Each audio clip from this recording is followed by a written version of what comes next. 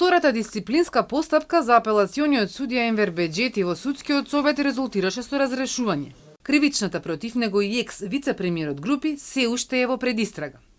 Од обвинителството за Телма велат дека е во тек сослушување на лица кои имаат определени сознанија. Меѓу нив и членови на судскиот совет поврзани со првата постапка за одговорност на Беџети, затоа што 9 месеци го држеше во фиока предметот Таргет тврдина.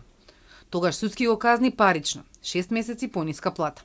Предметот го отвори државниот обвинител, откако Беџети и Груби беа ставени на црната листа на САД за вмешаност во значителна корупција и земање мито во врска со судските процеси поврзани против поранешниот шеф на УБК Сашо Мјалков.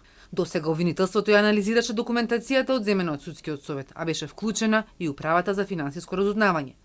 Според извори на Телма, наредбите до управата биле во насока на тоа да се испитаат сомнителни трансакции, но и евентуално постоење на суми на пари кои не може да се поврзат со легален извор, но и во насока на тоа дали постоело трговија со влијание.